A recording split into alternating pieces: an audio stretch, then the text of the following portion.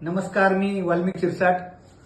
मित्रांनो, नुकतीच महाराष्ट्र शासनाने पुण्यश्लोक अहिल्यादेवी होळकर शेतकरी कर्जमुक्ती योजना 2026 ही जाहीर केलेली आहे.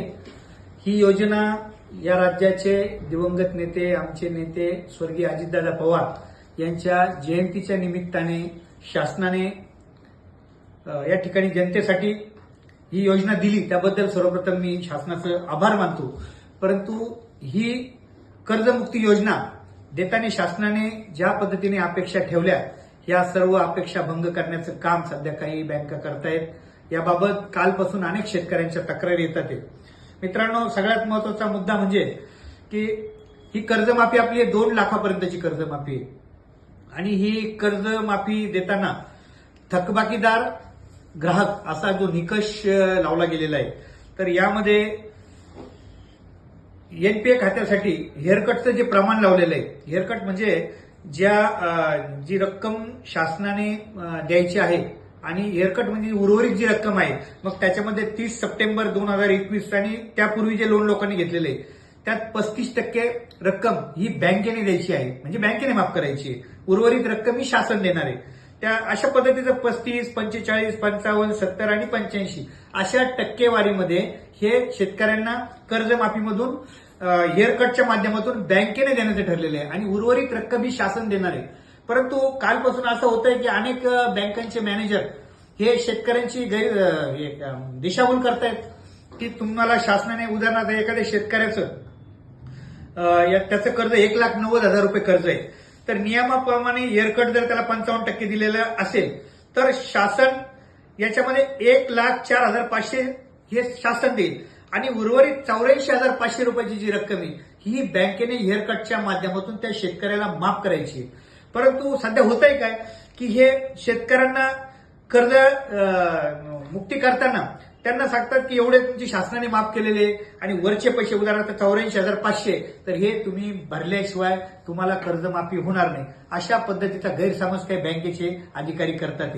काही बँकेचे अधिकारी यांनी पूर्णतः कर्जमाफी दिली. उदाहरणार्थ गंगापूरच्या आपलं सांगायचं झालं तर बडोदा बँकमध्ये की 100% कर्जमाफी त्यांनी 2 लाखाच्या आतलीची ती दिलेली आणि त्यांचे खरोखर मी आभार मानतो. परंतु एसबीआय सारखी बँक असेल, महाराष्ट्र बँक असेल, तरी शेतकऱ्यांची दिशाभूल करतायत की तुम्ही एवढे पैसे भरले तर तुम्हाला कर्जमाफी मिळेल. तसं काही नाही मित्रांनो.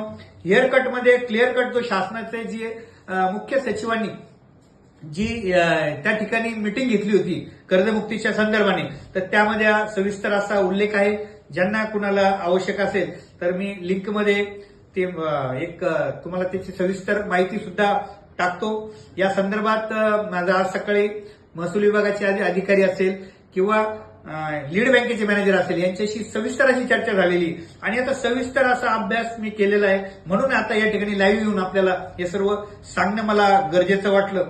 त्यामुळे अगदी तुमची 4 लाख जरी कर्ज तुमच्याकडे असेल तर 4 लाखामध्ये हेअरकट जर तुमचं 55% असलं तर त्याच्यामध्ये शासन 2 लाख जमा करतं, कारण शासनाची मर्यादा 2 लाखाची आहे.